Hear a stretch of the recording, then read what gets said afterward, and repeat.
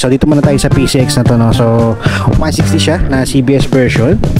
Naman sa mga naghahanap dyan ng NMAX, yan, NMAX mga boss, NMAX na glossy blue. Mga naghahanap dyan ng ADB 160 na matte red, ito check nyo dito mga boss, oh.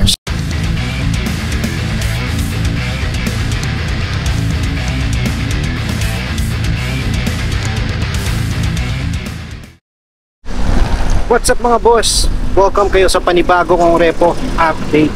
Kung ikaw ay naghahanap ng segunda manang motorsiklo, ang channel na to ay para sa iyo. Kaya kung hindi ka pa nakasubscribe, i-click mo na yung subscribe button at ang notification bell sa ganon ay ma-notify pa kita sa mga susunod ko pa ilalabas na repo update. Sa mga hindi pa nakakapanood ng last episode ko, yung thumbnail niya, ilalagay ko na lang sa description yung link ng video para kung gusto nyo panoorin, i-click nyo na lang. At kung magustuhan nyo man itong video na to, pindutin nyo lang yung like and share button dyan sa baba ng video. At malayang malaya kayo mag-comment dyan sa comment section kung ano ba magiging opinion nyo sa mga motorsiklo na makikita nyo ngayon sa video ko.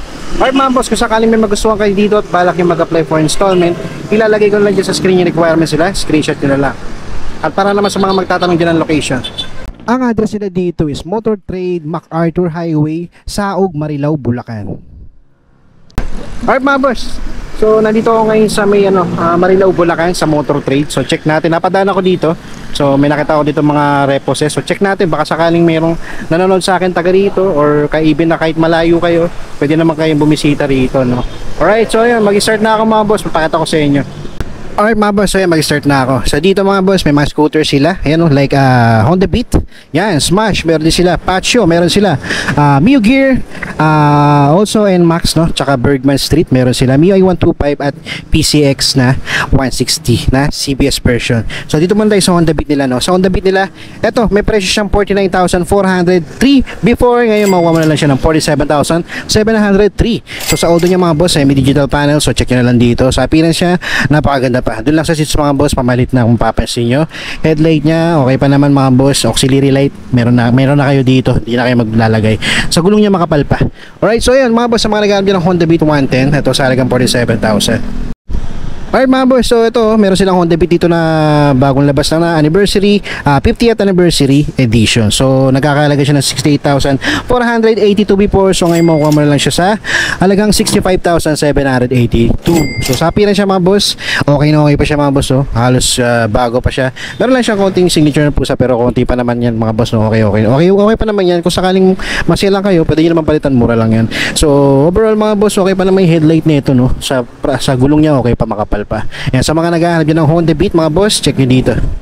Para naman sa mga naghahanap dyan ng Suzuki Smash 110, ito meron silang available dito. Ang ganda ng kulay nito, no? Para siyang aqua green o aqua blue, or hindi ko alam mga boss, no? Hindi rin eksakto nag-a-appear sa may camera, no? So check nyo na lang dito. Pero ang presyo niya dati siyang 49,692. So ngayon 47,992 na lang siya.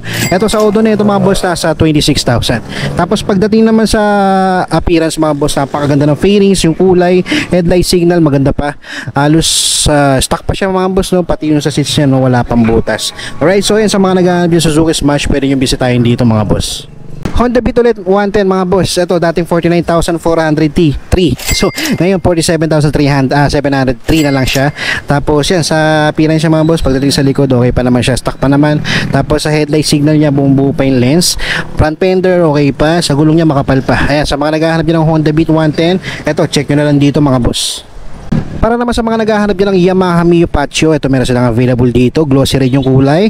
Alright, so ito naman nagkakahalaga siya ng 66,075 before. So ngayon makuha mo na lang siya ng 64,375. Sa auto niya, check nyo na lang dito, digital panel yung mga boss. So hindi ako load buksan kasi yung mga boss, no? So ayaw ko na silang abalahin. So check nyo na lang dito.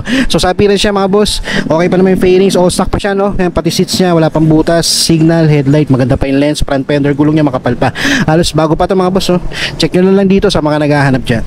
Alright, dito na mga boss, no? Meron sila Mio Gear dito, no? So sa halagang 70,890. So ngayon makuha mo na siya ng 69,190. So yan, sa appearance siya mga boss, no? Kung makikita nyo, pagdating sa fairing siya, o goods pa naman siya, wala lang siyang grab bar sa likod, no? Tapos pagdating sa seats niya, okay pa naman siya, no? Wala pa naman siyang butas. Auto niya mga boss, 12,000. Tapos pagdating sa headlight niya, wala pang basag. Front fender, gulong nga lang niya, medyo nagmamaxi peel na siya mga boss. Alright, so yan, sa mga naghahanap din ng Mio Gear, Alright mga boss, ito NMAX mga boss. Ayan, dapat inuhuli ko to pero ito papakita ko na sa inyo mga boss. NMAX na glossy blue, metallic blue, or hindi ko alam yung term ng kulay nito, no. So ayan, nakikita niyo naman sa camera mga boss, NMAX. So sa halagang 138,743 before So ngayon mukha mo na lang siya ng 137 and 43 pesos. So medyo kahit pa paano nabawasan siya. So sa appearance naman niya mga boss, halos good as new pa to.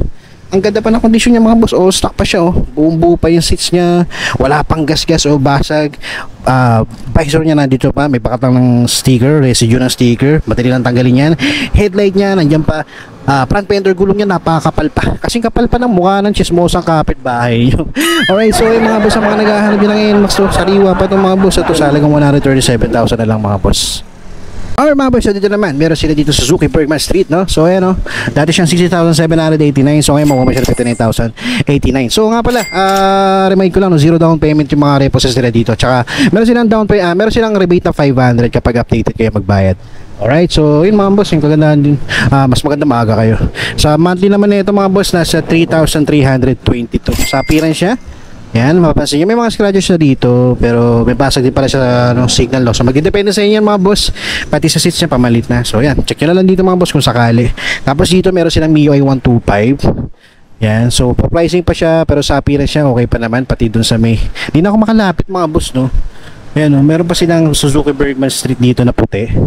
Alright, so dito naman sa mga naghahanap dyan ng ADB 160 na matte red, ito check nyo dito mga boss, sa halagang 144,517 before.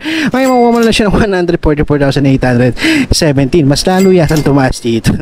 Alright, so yun, hindi ko lang sure mga boss, at least yan, meron siyang 5% na down payment na 7,141. Tapos sa monthly niya for 6 months 6,483. Sa appearance siya mga boss, yan, meron siyang issue sa may signal, no.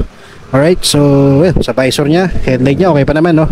Pati sa likod, goods na goods pa siya mga boss. So sa mga naghahanap niyo ng Honda ADB 160 mga boss, check nyo na lang dito. Alright mga boss, so dito naman tayo banda. Kung mapapansin nyo ito mga to, per pricing pa to, pero pwede nyo na-apply nyo kung sakaling na matipuan nyo to, no. Alright, so sa ngayon wala pa siyang presyo at wala kayong makikita sa akin na presyo na ito.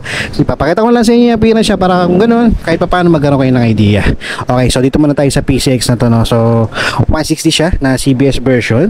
So sa fairings nito mga boss, kung mapapansin nyo, okay pa naman siya, no. Headlight signal niya, ang ganda pa ng condition ng lens na wala pang basag. Dito lang sa may visor, okay pa naman siya, may residue lang ng sticker pero madaling tanggalin yan.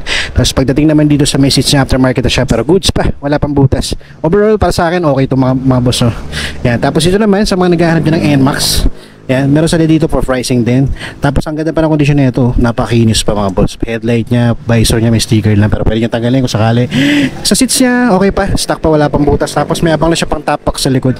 Alright, so yan, sa mga naghahanap din ng Yamaha, sa mga naghahanap din ng Yamaha NX155 na ABS, ito meron silang available dito mga boss. Alright, so yung mga boss, so that's it for today. Napasyal lang ako dito sa main motor trade dito sa Marilao, Bulacan, no. So yan, check nyo na lang dito sa mga taga rito, pwede kayong bumisita rito.